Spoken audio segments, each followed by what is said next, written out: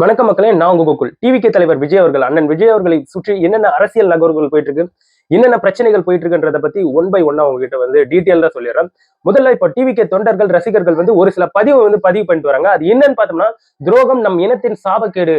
ஒரு எதிரியை கூட மன்னிச்சிடலாம், ஆனா துரோகியை வந்து மன்னிக்க முடியாது அப்படின்ட்டு பல கண்டனங்களையும் பல விவாதங்களையும் இந்த இடத்துல வந்து ஏற்படுத்தி விட்டுட்டு இருக்காங்க. அதுக்கு காரணம் என்னன்னு பார்க்கும்போது, அதாவது சேலத்துல இருக்கக்கூடிய எடப்பாடி தொகுதியில வந்து டிவிகேவை சார்ந்திருக்கக்கூடிய அருண்குமார் அப்படிங்கிற ஒரு வேட்பாளர் வந்து ரீசெண்டா வேட்புமனு தாக்கல் செஞ்சிருந்தாரு.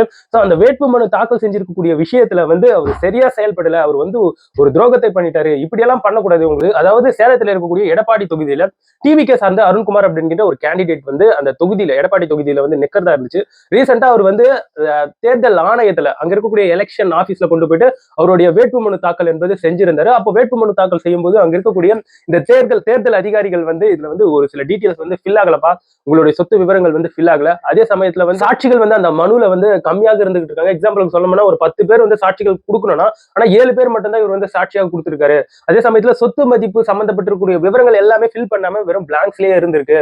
வேட்பு மனுவுல வந்து சாட்சிகளுடைய விவரங்கள் சரியா கிடையாது. சாட்சிகள் வந்து 10 சாட்சிகள் கேட்டிருந்தா வெறும் 7 சாட்சிகள் தான் கொடுத்திருக்கீங்க அப்படின்ட்டு ஏகப்பட்ட மிஸ்மேட்சான டீடைல்ஸ் வந்து இருந்திருக்கு. சொத்துக்கள் சம்பந்தப்பட்டிருக்கக்கூடிய அந்த இடங்கள் எல்லாமே ஃபில் ஆகாம இருந்திருக்கு. இது சம்பந்தப்பட்ட அங்க இருக்கக்கூடிய தேர்தல் அதிகாரிகள் வந்து அருண்குமார் அவர்கள் கிட்ட வந்து இல்ல இது சரியான ஒரு மனுவாக இல்ல, இதை வந்து திருத்தி கொடுங்க அப்படின்னு சொன்ன பிறகு இவர் வந்து போனவர் தான் திருப்பி வரவே இல்லை அப்படின்னு சொல்லி அங்க இருக்கக்கூடிய டிவிகே தொண்டர்கள், ரசிகர்கள் அங்க எலெக்ஷன் ஆபீஸ்க்கு முன்னாடி மிகப்பெரிய ஒரு போராட்டம் நடக்கக்கூடிய ஒரு அளவுக்கு அது வந்து மாறிச்சுங்க. ஒரு கட்டத்துல என்ன ஆகுதுன்னா, டிவிகேவுடைய கேண்டிடேட்டான அருண்குமார் அவர்களுடைய அந்த வேட்புமனு தாக்கலை வந்து நிராகரிச்சுட்டாங்க. சோ அதனால இப்போ டிவிகேக்கு வந்து வேற மாற்றே கிடையாது. ஏன்னா கடைசி டைம்ல போயிட்டு வேற யாராச்சும் வேட்பாளரை எப்படிங்க நியமிக்க முடியும்? அதே சமயத்துல காலம் என்பது ரொம்ப கம்மியாக இருந்திருக்கு. அந்த டைம் ரொம்ப கம்மியா இருந்திருக்கு. சோ அந்த போன்ற ஒரு சமயத்துல எப்படி இன்னொரு வேட்பாளரை வந்து நிறுத்த முடியும், டீடைல்ஸ் எல்லாம் ஃபில் பண்ணி கொடுக்க முடியும்ன்றது வந்து மிகப்பெரிய ஒரு கஷ்டமான ஒரு காலகட்டமா மாறிடுச்சு. சோ இப்போ வந்து டிவிகேவை சார்ந்து இருக்கக்கூடிய தொண்டர்கள், ரசிகர்கள் அவங்க என்ன பதிவு பண்ணிட்டு வராங்கன்னா, சோ எடப்பாடியில இருக்கக்கூடிய ஏடிஎம்கேவை சார்ந்து இருக்கக்கூடிய ஏடிஎம்கே நபர்கள் செய்த வேலை தான் இது. சோ இவர் அருண்குமார் அவர்கள் வந்து ஒரு துரோகத்தை வந்து பண்ணிட்டாரு, எப்படி இவர் இந்த மாதிரி எல்லாம் பண்ணலாம்? டிவிகே கட்சியில இருக்கக்கூடிய நிறைய பேருக்கு வந்து அந்த போஸ்டிங்ல வந்து நிக்கிறதுன்றது ஒரு கனவான ஒரு விஷயம். அப்பேற்பட்டு இருக்கக்கூடிய அந்த போஸ்டிங்கை வந்து இவர் வந்து நிராகரிச்சிருக்கிறது கூட கொஞ்சம் கூட சரி கிடையாது. ஒரு மனுஷனை எதிர்க்கணும்னா நேருக்கு நேரா வந்து நின்று எதிர்க்குங்கயா. அதை விட்டுட்டு எதுக்கு இந்த மாதிரி துரோகிகளா மாறி துரோகத்தை வந்து பண்ணிட்டு இருக்கீங்க? புதுசா ஒரு மனுஷன் மக்களை நம்பி வந்து களம் காண்கிறார். சோ அந்த மனுஷன் வந்து நேருக்கு நேரா நேர்மையா அவர் வந்து களம் காணுங்க. ஏன் இந்த மாதிரி மறைமுகமான அடிக்கிறீங்க அப்படின்ட்டு ஏகப்பட்ட விஷயங்கள் வந்து பேசப்பட்டு வந்துட்டு இருக்கு. குறிப்பிலும் சோ இப்ப விஜய் அவர்கள் நிற்கக்கூடிய தொகுதியில வந்து அவருடைய பேர்லயே நிறைய வேட்புமனு தாக்கல் என்பது செஞ்சுட்டு இருக்காங்க ஒரு சிலர்கள், இந்த சுயேட்சை வேட்பாளர்களா நிற்பதற்கு. சோ அதையும் வச்சு டிவிகே தொண்டர்கள், ரசிகர்கள் வந்து ஏன் இந்த மாதிரி ஒரு மோசமான ஒரு அரசியலை வந்து பண்ணிட்டு வரீங்க அப்படின்ட்டு பல விஷயங்களை வந்து பேசப்பட்டு வந்துகிட்டு இருக்கு. இந்த சூழ்நிலையில வந்து இப்போ என்ன சொல்லப்பட்டு வந்துகிட்டு இருக்குன்னா, இப்போ அந்த டிவிகே கேண்டிடேட்டுடைய வேட்புமனு தாக்கல் நிராகரிச்சா என்ன இருக்கு, சுயேட்சையில நிற்கக்கூடிய ஒரு நபரை தேர்வு செஞ்சு அவர் வந்து நம்ம டிவிகேவை சார்ந்திருக்கக்கூடிய சப்போர்ட் எல்லாம் கொடுத்து அவரை வந்து நம்ம ஈர்த்துக்கலாம். சோ அவருக்கான சப்போர்ட்டை வந்து கொடுக்கலாம். சோ விசில் சின்னத்தை பற்றி இருக்கக்கூடிய மொத்த விஷயத்தையும் சோ அவருக்கு சப்போர்ட்டா கொடுத்து அவரை வின் பண்ண வச்சா நம்மளுக்கு ஒரு எம்எல்ஏ கிடைச்ச மாதிரி தான் அப்படின்ட்டு டிவிகே தொண்டர்கள், ரசிகர்கள் இந்த இடத்துல வந்து அவங்களோட ஆதங்கத்தை வந்து வெளிப்படுத்திட்டு வராங்க. ஏங்க இந்த இடத்துல வந்து டைரக்டா பேசலாம், யாரா இருந்தாலும் நேர்மையா இருந்தா ஒரு தப்பும் கிடையாது. சோ அது சம்பந்தப்பட்டுதான் நம்மளுடைய சட்டங்கள் இருக்கு, ஜனநாயகம் எல்லாமே அதை பின்பற்றி தான் நம்ம போயிட்டு இருக்கோம். அதை விட்டுட்டு கேவலமா ஒருத்தரை வந்து மறைமுகமா அடிக்கலாம், சோ இப்படியாச்சும் ஒருத்தவங்களை அடிக்கலாம்னு நினைக்கிறாங்களே, அப்சல்யூட்லி அது வந்து கேவலமான விஷயம்ன்றதுல வந்து மாற்று கருத்து கிடையாது. இந்த சமயத்துல விஜய் அவர்களுடைய கட்சிக்கு வந்து எந்த அளவுக்கு மக்களுக்கு மத்தியில வந்து மவுஸ் இருக்குன்றது வந்து நான் ஒன்னும் உங்ககிட்ட சொல்லி தெரிவிக்க வேணாம்.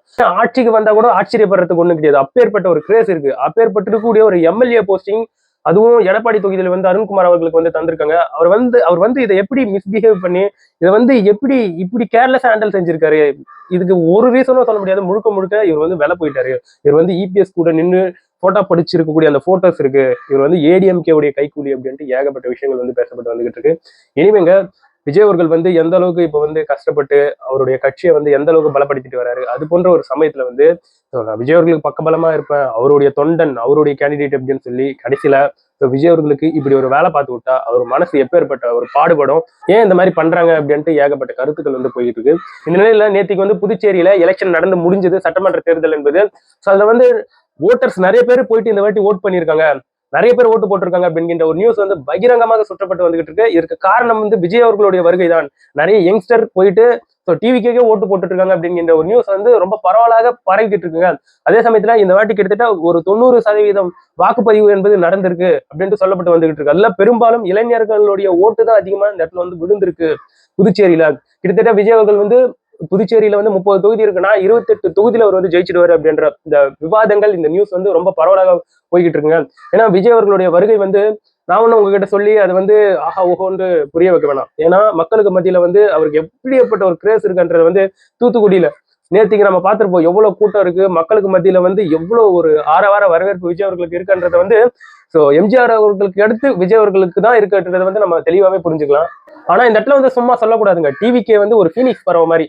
நீங்க என்ன அவதூறு பரப்புங்க, நீங்க என்ன வேணா பண்ணுங்க, அது கீழே விழுது திருப்பியும் பறவையா நெருப்பு பறவையா எழுந்து பறந்துகிட்டே இருக்கு டிவிக்கு. அதுல வந்து மாற்று கருத்தே கிடையாது. எவ்வளவு பிரச்சனை வந்தாலும் சும்மா தட்டி விட்டு அது பாட்டுன்னு பறந்துகிட்டே இருக்கு அந்த பினிக்ஸ் பறவைன்றத நம்ம கூஸ் பம்ஸா சொல்லலான்றதுல வந்து மாற்று கருத்தே கிடையாது. ஏன்னா அந்த மனுஷனுக்கு வந்து தொடர்ந்து எவ்வளவு பிரச்சனைங்க. ஒரு ஆஸ் ஒரு ஃபேனா அதை நினைக்கும் போது உண்மையாக மனசுக்கு ரொம்ப கஷ்டமா இருக்கு. எவ்வளவு பிரச்சனை. ஸோ படம் ரிலீஸ் ஆகல, ஏதாச்சும் ஒரு கரூர் மாதிரி சம்பவம் நடந்துச்சுன்னா முழுக்க முழுக்க அவர் தான் காரணம்னு சொல்றாங்க. ஸோ அப்போ சொந்த ஒய்ஃபை டிவோர்ஸ் கேட்டு மனு தாக்கல் பண்ணியிருக்காங்க. ஸோ ஒரு மனுஷன் அரசியலுக்கு தான் வந்திருக்காங்க. அவர் வந்து சொல்றாரு என்னுடைய கெரியருடைய உச்சத்துக்கே நான் போயிட்டு அவ்வளவு காசு அவ்வளவு பணம் இருக்கு, நினைச்சா ஜாலியா போயிட்டு எங்கன்னா இருக்கலாம், பட் என்னுடைய மக்களுக்கு நாங்க நன்றி கடன் செலுத்த திரும்ப வந்திருக்கேன் அப்படின்ட்டு சொல்லக்கூடிய அந்த நபரை வந்து ஏன் இந்த அளவுக்கு போட்டு பண்ணிக்கிட்டு இருக்காங்கன்றது உண்மையாவே அது வந்து அவர் மேல வந்து இந்த கரிசனம் காட்டுறது ஐயோ பாவமே அப்படின்னு சொல்றதை விட இவரை ஏன் வர வைக்க கூடாது அப்படின்ற ஒரு மனப்பான்மைக்கு தான் மக்கள் வந்து தள்ளப்பட்டு வருகின்றனருங்க. ஏன்னா ஒரு மனுஷனை எவ்வளவு அடிச்சு ஒடுக்குறீங்கன்றது கண் முன்னாடி வந்து பார்க்க முடியுது. இப்ப இருக்கக்கூடிய காலகட்டம் வந்து சோசியல் மீடியா காலகட்டம். என்னென்ன பண்ணிக்கிட்டு இருக்கீங்கன்றது எல்லாமே எல்லார்கிட்டயும் போய் சேர்ந்துகிட்டு இருக்கு. அதனால விஜய் அவர்களை வந்து ஒரு சாமானிய மனிதன் இருக்க வேண்டிய இடத்துல வச்சு பாத்துக்கிட்டு இருக்காங்க. அவ்வளவு ஸ்டார்டம் கொண்டு இருக்கக்கூடிய நபர், காசு இருக்கக்கூடிய நபர், சினிமாவிலேயே உச்ச நட்சத்திரம், அவருக்கே இப்ப ஏற்பட்ட ஒரு நிலைமைனா நாளைக்கு மக்கள் நாங்க என்ன பண்றது அப்படின்ற ஒரு கேள்விக்கு தள்ளப்பட்டு வந்துகிட்டு இருக்கிறார் அப்படின்ட்டு டிவிகே தொண்டர்கள் ரசிகர்கள் வந்து கவலைப்பட்டு நிறைய விஷயங்கள் வந்து ஷேர் பண்ணிட்டு வராங்க. ஸோ டிவிகே உடைய எழுச்சி என்பது பயங்கரமா இருக்கும்ன்றதுல வந்து மாற்று கருத்தே கிடையாது. ஸோ இப்ப ரீசெண்டா தூத்துக்குடியில நடந்திருக்கக்கூடிய அந்த பரப்புரை கூட்டமா இருக்கட்டும், மக்களுக்கு மத்தியில பேசியிருக்கக்கூடிய விஷயங்களா இருக்கட்டும், எல்லாமே பயங்கர வைரலா போயிட்டு இருக்கு. இதை பற்றி நீங்க என்ன நினைக்கிறீங்கன்றது என்னோட கமெண்ட் செக்ஷன்ல பதிவு பண்ணுங்க.